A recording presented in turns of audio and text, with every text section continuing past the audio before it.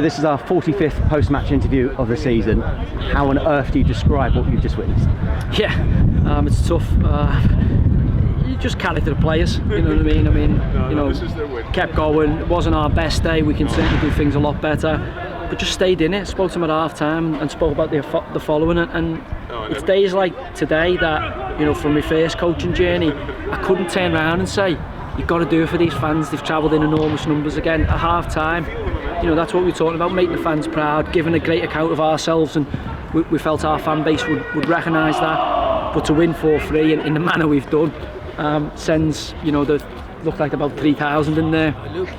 Gashead's home saying they were there again. So proud of the players, amazing character, but so proud of our football club.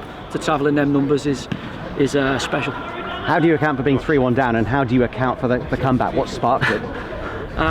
Just sloppy in moments. You know, we had a really good chance with James Connolly. Probably should have took the lead when the keeper drops it. They pretty much go up the other end and score. You know, that's probably on me, if I'm honest. I rushed Josh Grant back into the game. He's only trained a couple of days, but I felt we were better for having Josh in there. And I've thrown him in a little bit too soon, so that's on me. You know, the first couple of goals, you know, I've got to blame my team selection for that to start the game. But then at half time, saying to the lads, look, we get the next goal, who knows what can happen with our fans. We got the next goal, then we managed to give them another goal. So you're thinking, okay, you know, most normal teams possibly give up at that moment, and then again it just flips over to our lads' character. They never give up, they kept going. You know, we would end up with Paul Coote centre half. It was a strange, but we just went for it. We wanted to win the game, and we got rewarded for that. And Aaron Collins, I think, got credited with that last goal, which means a hat-trick, the first under your tenureship. Yeah, and I've absolutely got after him at half-time for not being in the scoring area. And I know he's not your stereotypical number 9, but we've been working all year about just being in the scoring area. Things will drop to you, and he scored 3 in that area, so I'm not taking credit for his first ever hat-trick because he's knocked the ball in the net. But it does help me from a coaching perspective. I'm like, that's what I've been telling you, just be in there. Good stuff happens for strikers in there. But because he's so used to playing as a number 10 and a kind of link player, he still has, you know, 24 years of not being in there. And the sooner he realises there's, you know, 15, 16 tap-ins for you the season in there, I think he'll start to make a lot more money than what he currently is. I think at one point you were 8th in the live league table, but suddenly level on points with Northampton going into that last game of the season. Yeah, I mean, Mangs was keeping me abreast of the results in there, which wasn't very helpful. So we were out of the playoffs, we were in the... And as I said all along, it's just about us, and you know, we can sit here and smile now, but we know we've got to improve, and we knew this was a tough place to come. You know, they had nothing to play for. Strange to see a team who can maybe finish 18th or 17th, you know, wasting time, running the clock out, but you know, they want to win the game themselves, and they want to do as good as they can for their football club. So to see, you know, the lads overcome that, and as I say, you know, not be happy with 3-3, because 3-3 meant we kind of controlled our destiny next week.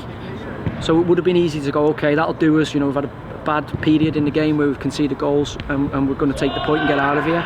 But we didn't. We felt we could win it. We kept pushing on, and you know, we got our reward. Paul Coote's such good form. It's blow you're going to be without him next week. What happened for his red card? Yeah, I asked him in there. You know, the lad, he said barge him in the back and pushed him over, and he's just, you know, he's a bit bigger than him. He's grabbed hold of him. But as I said, you know, you can't give the referee the option. You know, you've got to stay incredibly disciplined, and it's tough in the midst of the emotion and the occasion. But again, you know, it's strange. I just thought it was strange for them. You know, just trying to.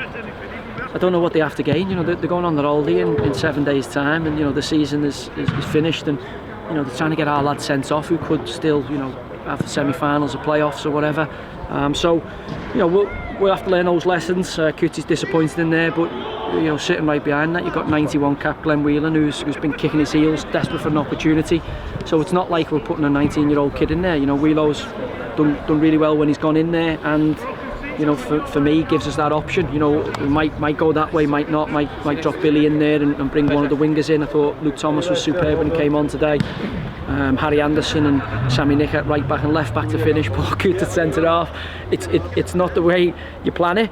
But again, you know, we went for it. We went for the win, and we got it. And the Rovers fans will think they can fly tonight.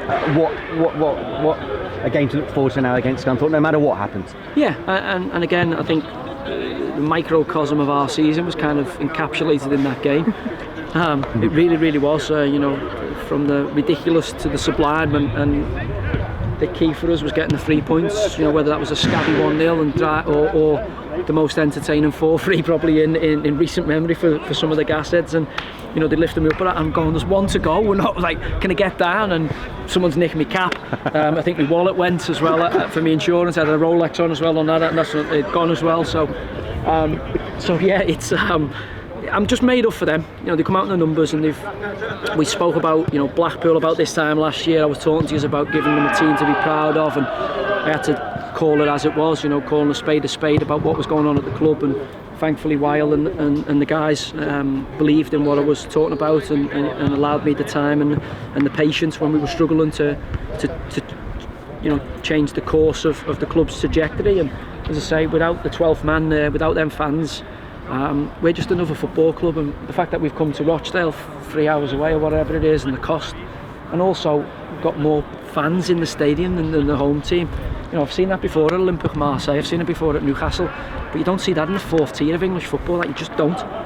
So pleased for them, and as I say, it sets us up for an exciting final Saturday at the Men.